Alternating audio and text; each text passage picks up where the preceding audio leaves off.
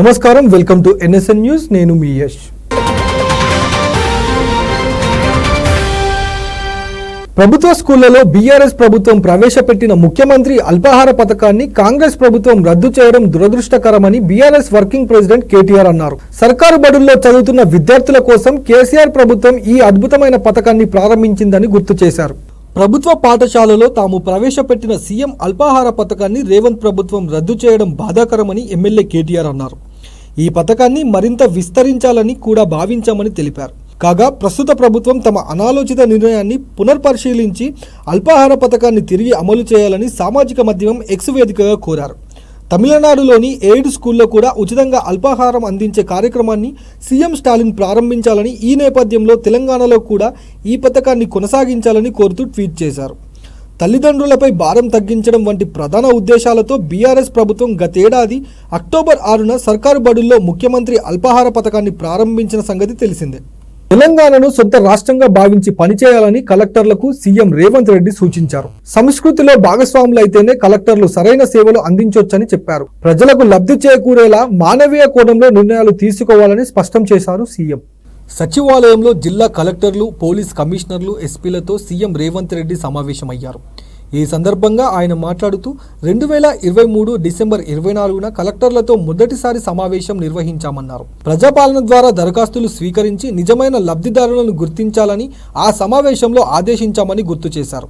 ఎన్నికల కోడ్ ముగియగానే పారదర్శకంగా కలెక్టర్ల బదిలీలు నిర్వహించామని చెప్పారు. క్షేత్రస్థాయిలో ప్రజల ఆలోచనలు ఏ విధంగా ఉన్నాయో తెలుసుకోవాలని, ఏసీ గదులకే పరిమితమైతే మీకు కూడా సంతృప్తి ఉండదన్నారు.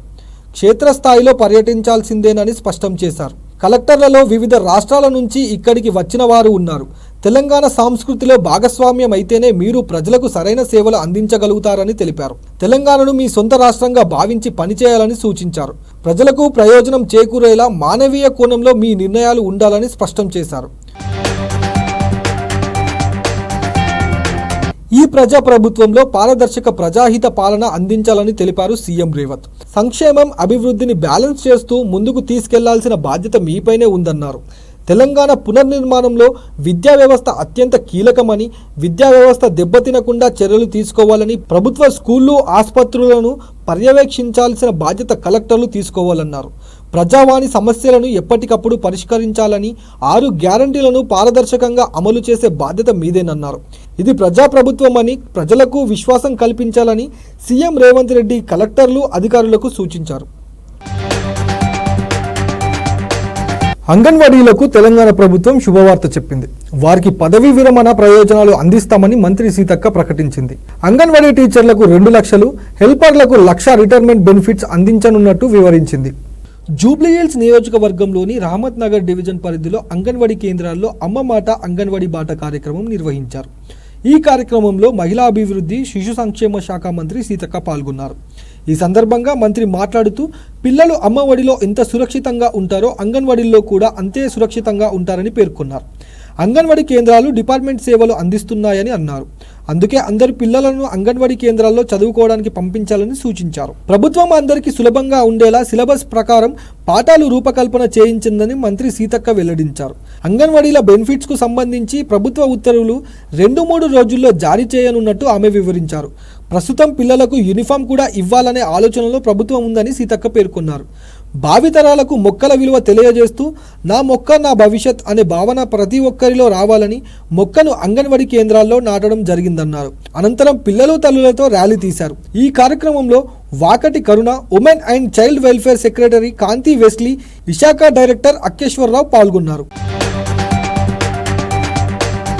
ఏపీలో ఆర్టీసీ బస్సుల్లో ఉచిత ప్రయాణ పథకం అమలు తేదీ ఖరారయ్యింది. ఆగస్టు 15 నుంచి మహిళలందరికీ ఉచిత ప్రయాణం కల్పించనున్నట్టు ప్రభుత్వం ప్రకటించింది. హామీలో భాగంగా కూటమి ప్రభుత్వం అధికారంలోకి వస్తే ఉచిత ప్రయాణం కల్పిస్తామని చెప్పిన విషయం తెలిసిందే. ఏపీ ప్రభుత్వం మహిళలకు శుభవార్త చెప్పింది. వచ్చే నెల 15 నుంచి మహిళలందరికీ ఆర్టీసీ బస్సుల్లో ఉచిత ప్రయాణం కల్పించనున్నట్టు ప్రభుత్వం ప్రకటించింది. ఈ మేరకు రాష్ట్ర రెవెన్యూ రిజిస్ట్రేషన్ శాఖ మంత్రి అనగా సత్యప్రసాద్ అధికారికంగా వెల్లడించారు. ఏపీలో టీడీపీ, బీజేపీ, జనసేన కూటమి అధికారంలోకి వస్తే మహిళలకు ఉచిత బస్సు ప్రయాణం కల్పిస్తామని హామీ ఇచ్చారు. అలాగే కూటమి ప్రభుత్వం అధికారంలోకి వచ్చిన వెంటనే పెన్షన్లను పెంచుతామని నిర్ణయం తీసుకుంది. ఆ తర్వాత సూపర్ 6 పథకాలు అమలు కోసం ప్రయత్నిస్తోంది. అందులోనే భాగంగా ఉచిత బస్సు పథకంపై కీలక ప్రకటన వెల్లడైంది. దీంతో ఎప్పుడు అమల్లోకి వస్తుందా అని ఎదురు చూస్తున్న మహిళలకు ఆ వార్త రానే వచ్చేసింది. ఇప్పటికే తెలంగాణ, కర్ణాటక రాష్ట్రాల్లో ఉచిత బస్సు ప్రయాణం అమల్లో ఉన్న సంగతి విదితమే. దీంతో రాష్ట్ర అధికారిక యంత్రాంగం ఈ 2 రాష్ట్రాల్లో పర్యటించి పథకం అమలవుతున్న తీరును పరిశీలించారు. ప్రధానంగా జీరో టికెట్ విధానంపై 2 రాష్ట్రాల్లో అధ్యయనం చేశారు. ఇందులో భాగంగానే రాష్ట్రంలో ఉన్న పరిస్థితులు, రూట్లకు అనుగుణంగా ఈ పథకాన్ని అమలు చేయాలనే అంశంపై అధికారులు ఫోకస్ పెట్టారు. ఇప్పటికే ఓ నివేదిక సిద్ధం చేసినట్టు తెలుస్తోంది. కాంగ్రెస్ అగ్రనేత రాహుల్ గాంధీ రాజ్యాంగం పట్టుకుని ఫోజులు కొడతారని బీఆర్ఎస్ వర్కింగ్ ప్రెసిడెంట్ కేటీఆర్ వ్యాఖ్యానించారు. తెలంగాణలో అదే కాంగ్రెస్ పార్టీ ఫిరాయింపుల్ని ప్రోత్సహిస్తూ రాజ్యాంగ ఉల్లంఘనకు పాల్పడుతుందని ధ్వజమెత్తారు కేటీఆర్. బీఆర్ఎస్ పార్టీ మారిన ఎమ్మెల్యేలపై చర్యలు తీసుకోవాలని కోరుతూ స్పీకర్ గడ్డం ప్రసాద్ కుమార్తో కేటీఆర్తో పాటు బీఆర్ఎస్ ఎమ్మెల్యేలు భేటీ అయ్యారు. ఈ సందర్భంగా ఆయన మీడియాతో మాట్లాడుతూ తెలంగాణలో 10 మంది ఎమ్మెల్యేలు పార్టీ మారాలని తెలిపారు.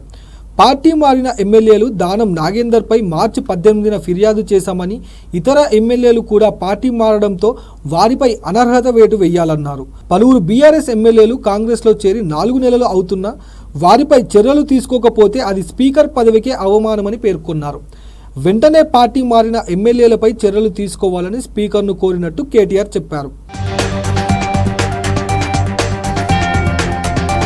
రాజ్యాంగం పట్టుకొని రాహుల్ గాంధీ ఫోజులు కొడతారు, కానీ ఇక్కడ రాజ్యాంగ ఉల్లంఘనకు పాల్పడేదే కాంగ్రెస్ ప్రభుత్వం అని ఫైర్ అయ్యారు కేటీఆర్. హర్యానాలో కాంగ్రెస్ పార్టీ నుంచి వెళ్లిన ఎమ్మెల్యేపై చర్యలు తీసుకోవాలని అక్కడి కాంగ్రెస్ కోరుతుందని తెలిపారు. అలాగే కర్ణాటకలో 50 కోట్ల చొప్పున కాంగ్రెస్ ఎమ్మెల్యేలను కొన్నారని అక్కడి సీఎం చెప్తున్నారన్నారు. పార్టీ మారబోమని గోవా కాంగ్రెస్ నాయకులతో రాహుల్ గాంధీ ప్రమాణం చేస్తున్నారని, కానీ తెలంగాణలో పార్టీ మారిన ఎమ్మెల్యేలపై చర్యలు తీసుకోకపోవడం విడ్డూరంగా ఉందని కేటీఆర్ వెల్లడించారు. జస్టిస్ పీసీ ఘోష్ కమిషన్ ముందు హాజరైన కేంద్ర జలశక్తి శాఖ సలహాదారు వెదిరే శ్రీరామ్ మేడిగడ్డ, సుందిల్లా, అన్నారంపై ఎన్డీఎస్ఏ నివేదికపై చర్చించామన్నారు. ప్రాజెక్టులకు సంబంధించి క్వాలిటీ కంట్రోల్ దారి తప్పిందని, డిజైన్ పూర్తి కాకముందే నిర్మాణాలు జరిగినట్టు నివేదికలో ఉందని తెలిపారు. తాము చెప్పిన అంశాలను అఫిడవిటీ రూపంలో ఇవ్వాలని కమిషన్ కోరిందని, వారి సూచన మేరకు వారంలో అఫిడవిటీ అందిస్తామని వెల్లడించారు. గడ్డ, సుందిల్లా, అన్నారం, అదేవిధంగా కాళేశ్వరం ప్రాజెక్టు మొత్తానికి కూడా ప్లానింగ్, ఇన్వెస్టిగేషన్, డిజైన్స్, మోడలింగ్ ఇవన్నీ కూడా స్టేట్ సిడిఓ చేసింది. సిడబ్ల్యూసి చేయలేదు, సిడబ్ల్యూసి అప్రూవల్ ఇవ్వలేదు. సిడబ్ల్యూసి చేసింది అప్రూవల్ ఏమిచ్చిందంటే నీటి లభ్యత ఉంది, 195 టీఎంసీలు, హైడ్రాలజీ క్లియరెన్స్ అంటారు. అదేవిధంగా ఇంటర్ స్టేట్ అప్రూవల్ ఉంది, వేరే రాష్ట్రాలతోటి పంచాయతీ లేదనేది. ఇది సిడబ్ల్యూసి బాధ్యత, అవి ఇచ్చింది సిడబ్ల్యూసి.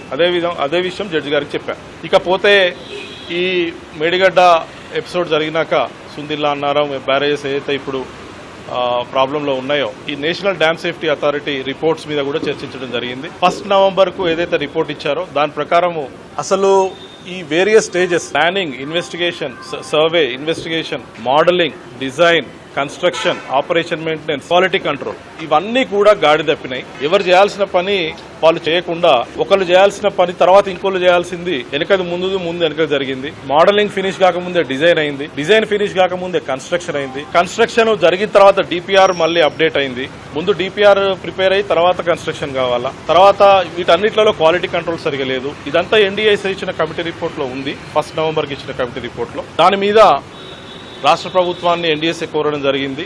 ఈ టెక్నికల్ ఇన్వెస్టిగేషన్స్, డిజైన్స్ కరెక్ట్గా చేసి ఈ లోపాలు ఏవేవి ఉన్నాయో ఐడెంటిఫై చేయండి అని చెప్పడం జరిగింది.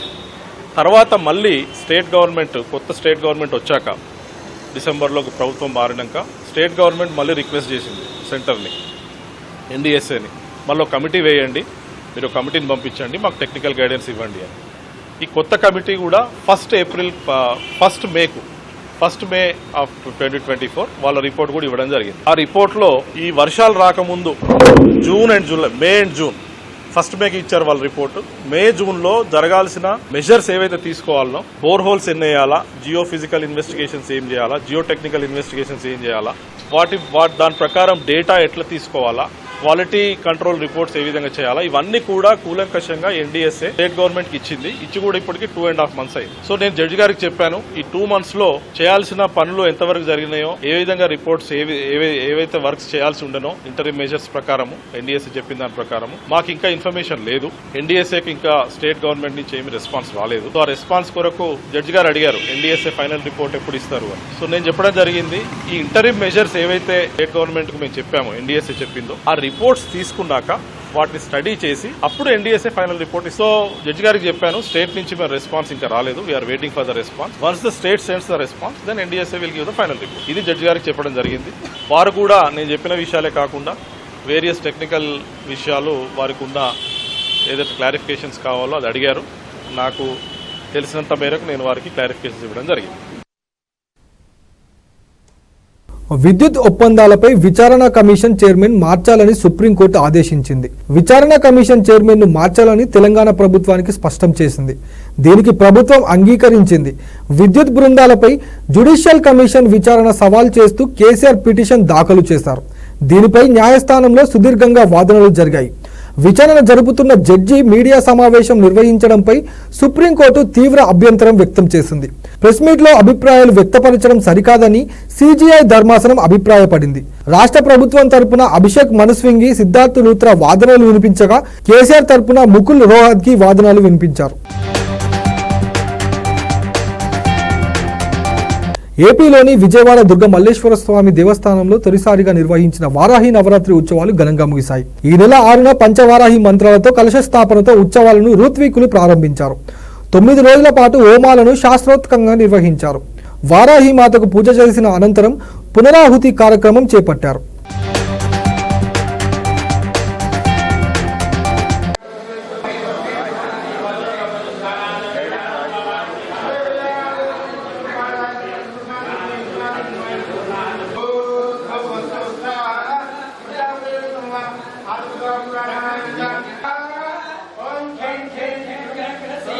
ఉద్యోగుల గ్యారంటీ పెన్షన్ పథకం జీపీఎస్జీఓ గెజిటెడ్ నిలిపివేతపై ఏపీ ఎన్జీఓ నేతలు హర్షం వ్యక్తం చేశారు. జీపీఎస్తో తీవ్ర నష్టాలు జరుగుతోందని చెప్పినా గత ప్రభుత్వం వినలేదని మండిపడ్డారు. ఉద్యోగులకు చేటు చేసే జీవోను రద్దు చేయడంపై ముఖ్యమంత్రి చంద్రబాబుకు ఉద్యోగులు కృతజ్ఞతలు తెలిపారు. కూటమి ప్రభుత్వం సిపిఎస్ ను రద్దు చేసి ఓపీఎస్ ను పునరుద్ధరించాలని కోరారు. గత ప్రభుత్వంలో ఉద్యోగులపై పెట్టిన అక్రమ కేసులను కొట్టేయాలని విన్నవించారు. అనే విధానాన్ని గత ప్రభుత్వంలో అమలు చేసిన విధానాన్ని దొంగచాటుగా గజెట్ నోటిఫికేషన్లో 12వ తేదీని ఇవ్వడం ఉద్యోగులు ఉపాధ్యాయులు అందరూ కూడా ఆందోళన చేరడం జరిగింది. ముఖ్యమంత్రి గారి దృష్టికి ఉద్యోగ సంఘాలన్నీ కూడా తీసుకపోతే తప్పకుండా ఇది మాకు తెలియకుండా ప్రమేయం లేకుండా వచ్చింది, తప్పకుండా దాన్ని నిలుపుదల చేస్తామని చెప్పడం జరిగింది. నిన్న ఆర్థిక శాఖ అధికారులను పిలుచుకొని ఆర్థిక శాఖ మంత్రితో కూడా చర్చలు జరిపి ఇది నాకు తెలియకుండా ఏ విధంగా వచ్చింది, ఇది మనం చెప్పలేదు కదా, గత ప్రభుత్వానికి మనకు సంబంధం లేదు కదా అని చెప్పి ఇమ్మీడియట్గా నిలుపుదల చేయాలని తెలియజేసినందుకు ముఖ్యమంత్రి గారికి ఏపీ ఎన్జిఓస్ పక్షాన ఉద్యోగులు ఉపాధ్యాయుల పక్షాన జేఎస్ పక్షాన హర్షం వ్యక్తం చేస్తూ ముఖ్యమంత్రి గారికి ధన్యవాదాలు తెలియజేసుకుంటున్నాం. గత ప్రభుత్వం వచ్చిన వారం రోజులనే సిపిఎస్ రద్దు చేసి ఓపీఎస్ ఇస్తామని మాట చెప్పడం జరిగింది. వారం కాదు కదా, నెలలు గడిచాయి, సంవత్సరాలు గడిచాయి, 5 సంవత్సరాలు పూర్తి టైం కూడా అయిపోయింది. జీపీఎస్ అని గ్యారెంటీ పెన్షన్ స్కీమ్ అని తీసుకురావడం జరిగింది. ఉద్యోగులు ఉపాధ్యాయులు ఎవరూ కూడా వద్దని చెప్పినా కూడా పెడచెవిన పెట్టి మా మాట వినకుండా అక్టోబర్ 2023లో దాన్ని అసెంబ్లీలో పెట్టి జీపీఎస్ విధానాన్ని పాస్ చేసుకోవడము చేయడం జరిగింది. మరి సిపిఎస్ నుంచి ఓపీఎస్ దిశగా ఎంత వీలుంటే ఉద్యోగులు ఉపయోగపడంగా మెరుగైనదిగా ఇవ్వాలని మేము కోరుకుంటున్నాం. మరి ఉద్యోగులు ఏమీ గుండాలు కాదు, రౌడీలు కాదు, నక్సలైట్ కాదు. గత ప్రభుత్వం మరి దాదాపు మేము ఉద్యమాలు చేస్తే సిపిఎస్ కానీ మా పిఆర్సీ పైన కానీ చేస్తే 1500 మంది పైగా కేసులు పెట్టడం జరిగింది. ఈ ప్రభుత్వంలో మరి గత ప్రభుత్వం పెట్టిన కేసులన్నీ కూడా ఈ ప్రభుత్వాన్ని ఎత్తేయాలని కూడా మేము అడుగుతున్నాం. గత ప్రభుత్వంలో 1వ తేదీ జీతం ఇవ్వాలని ఎన్నో రోజులు ఆందోళన చేయడం జరిగింది. మా పెన్షనర్స్కి అయితే 15వ తేదీ 16వ తేదీ జీతాలు పడేది పెన్షనర్స్కు. మరి అటువంటిది ఈ ప్రభుత్వం వచ్చిన వెంటబడే 1-2 రోజుల్లోనే ఆల్మోస్ట్ పెన్షన్స్ కూడా అందరికీ జీతాలు పడేది జరిగింది. మరి అదే దిశగా రాబో కాలం కూడా 1వ తేదీ అందరికీ కూడా జీతాలు పడే విధంగా ఉండాలని దిశగా ఉద్యోగులందరూ కూడా మరి ఈ ప్రభుత్వానికి ఉద్యోగ ఉపాధ్యాయ కార్మికులందరూ కూడా ప్రభుత్వం ఏ సంక్షేమ కార్యక్రమాన్ని ప్రజలకు ఇవ్వాలన్నా ఆ కార్యక్రమం అట్టడుగు చేరే ప్రజల వరకు కూడా ఉద్యోగులందరూ కూడా సహకరిస్తామని కూడా తెలియజేసుకున్నాం. మన గౌరవ ముఖ్యమంత్రి గారు జీపీఎస్ గెజిట్ని రద్దు చేస్తూ తీసుకున్న నిర్ణయం అనేది ఉద్యోగుల్లో హర్షాతిరేకాలు వ్యక్తం అవుతూ ఉన్నాయి. మరి ఉద్యోగ సంఘాలుగా మేము ఆయనకి ప్రత్యేకంగా అభినందనలు తెలియజేస్తూ ఉన్నాం. ఆయన చాలా పాలన అనుభవజ్ఞులైన గౌరవ ముఖ్యమంత్రి గారు తీసుకున్న నిర్ణయాన్ని మరి ప్రత్యేకంగా అందరం కూడా అభినందిస్తూ ఉన్నాం. 2019 వరకు పేదోళ్ల పొట్ట నింపిన అన్నా క్యాంటీన్లకు కూటమి ప్రభుత్వం రాగానే మళ్లీ మహర్దశ వస్తోంది. గత వైసీపీ సర్కారు కక్షపూరితంగా మూసివేయగా వాటిని పునర్ప్రారంభించేందుకు కొత్త ప్రభుత్వం యుద్ధ ప్రాతిపదికన పనులు చేస్తోంది. ఆగస్టు 15 నాటికల్లా రాష్ట్ర వ్యాప్తంగా ప్రారంభిస్తామని ప్రకటించింది. ఒంగోలులో ఎమ్మెల్యే దామచర్ల జనార్దన్ చొరవ తీసుకుని దాతల సహకారంతో ఉచితంగా భోజనాలు పెడుతూ అన్నార్తులను ఆదుకుంటున్నారు.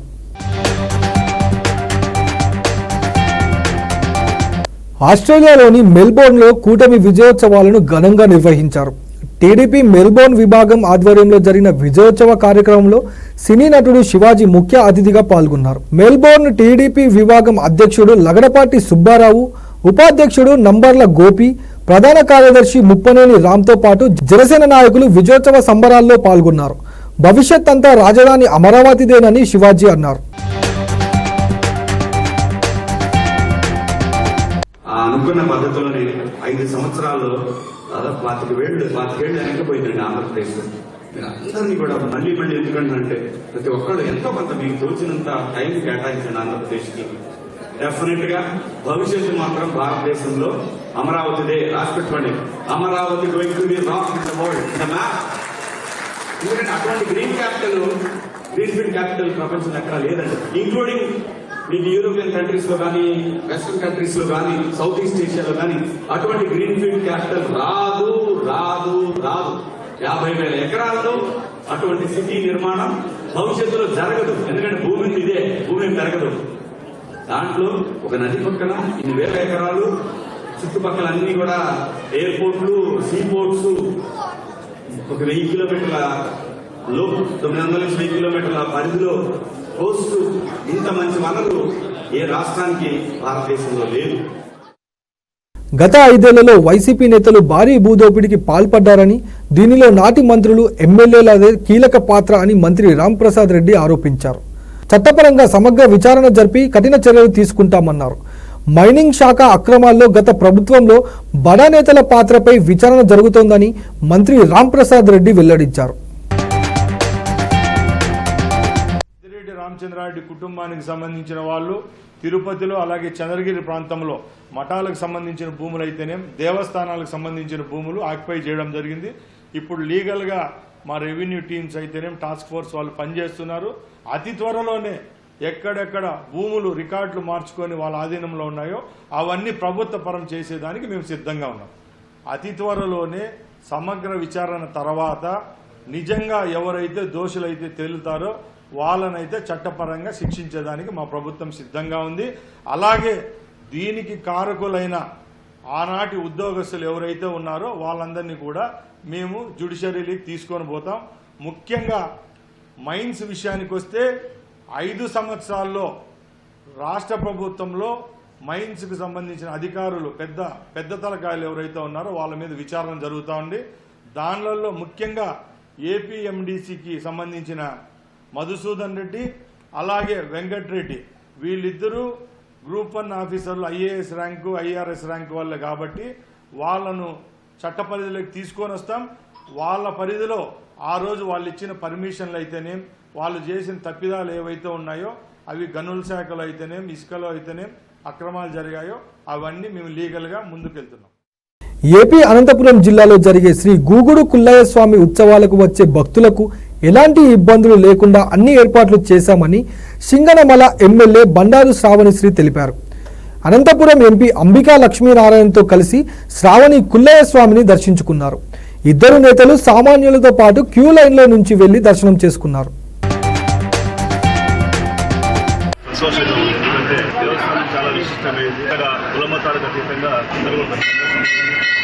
వారి కోరికలు నెరవేర్చేలాగా స్వామివారి ఆశీస్సులు తీసుకెళ్తున్నారు. జిల్లాను బాలయ ప్రాంతాల నుంచి కూడా విధంగా వచ్చేసి స్వామివారి ఆశీస్సులు రావడం జరిగింది. తెలుగుదేశం పార్టీ ప్రభుత్వం చేపట్టిన తర్వాత మొట్టమొదటిసారిగా ఎమ్మెల్యేగా బ్రహ్మ బ్రహ్మాండంగా ఏర్పాటు చేశారు. 3 రాష్ట్రాల ప్రజలందరూ కూడా ఇక్కడికి వచ్చి దర్శించుకునే ఉత్సవాలు ఇవన్నీ కూడా ఇప్పుడు మన తెలుగుదేశం పార్టీ గవర్నమెంట్ వచ్చినాక ఎమ్మెల్యే అయిన మొదటి ఉత్సవాలు చాలా బాగా జరుగుతూ ఉన్నాయి. భక్తులకు ఇబ్బంది కలగకుండా ఉండడానికి ఏ చిన్నది కూడా మనము వదలకుండా అధికారులందరితో కూడా కూర్చొని ఈ ఉత్సవాలను చాలా బాగా జరుపుకోవడం జరుగుతూ ఉంది. ఏపీ శాసన మండలి సెక్రటరీ జనరల్ పదవికి ఇటీవల రామాచార్యులు రాజీనామా చేసిన విషయం తెలిసిందే. ఈ క్రమంలో చంద్రబాబు సర్కార్ సూర్యదేవర ప్రసన్న కుమార్ ను శాసన మండలి సెక్రటరీ జనరల్ గా నియమించారు. ప్రసన్న కుమార్ ను కాంట్రాక్టు పద్ధతిలో నియమిస్తూ శాసన మండలి నోటిఫికేషన్ ను జారీ చేసింది. ఖమ్మం జిల్లాకు చెందిన సూర్యదేవర గతంలో సుప్రీంకోర్టు రిజిస్టర్ గా పనిచేశారు. లోక్సభ స్పీకర్ కు ఓఎస్డీగా, ఢిల్లీ శాసనసభ కార్యదర్శిగా, సుప్రీంకోర్టు ప్రధాన న్యాయమూర్తి కార్యాలయంలో ఓఎస్డీగా వ్యవహరించారు. తెలంగాణ సచివాలయంలో ఇంటర్నెట్ సేవలకు అంతరాయం ఏర్పడింది. దాదాపు 2 గంటలకు పైగా ఇంటర్నెట్ సేవలు నిలిచిపోయాయి. ఇంటర్నెట్ లేకపోవడంతో సెక్రటేరియట్లో పలు శాఖల సేవలకు అంతరాయం కలిగింది. మరోవైపు కలెక్టర్లతో సీఎం రేవంత్ రెడ్డి సమావేశం జరుపుతుండగానే ఈ విఘంతం చోటు చేసుకోవడం గమనార్హం. సెక్రటేరియట్లో ఇంటర్నెట్ సేవలు అందించే నిపుణుల నెట్వర్క్కు పెండింగ్ బిల్లులు కోట్ల రూపాయల్లో పేరుకుపోయాయని, అందుకే సేవలు నిలిపివేశామని ప్రచారం జరుగుతుంది. కొన్ని రోజులుగా బకాయిలు చెల్లించాలని విజ్ఞప్తి చేస్తున్నా ప్రభుత్వం పెండింగ్ బిల్లులు చెల్లించడం లేదని, దీంతో ఈ విషయాన్ని సీఎం దృష్టికి తీసుకెళ్లేందుకు ఇంటర్నెట్ నిలిపివేసిందని కథనాలు చక్కర్లు కొట్టాయి. అయితే అధికారులు మాత్రం టెక్నికల్గా తలెత్తిన సమస్యనే, కాసేపటికి వైఫై సేవలు తిరిగి ప్రారంభమయ్యాయని అంటున్నారు. ఇంతటితో వార్తలు సమాప్తం. తిరిగి మరిన్ని వార్తలతో మళ్ళీ కలుద్దాం. అంతవరకు సెలవు.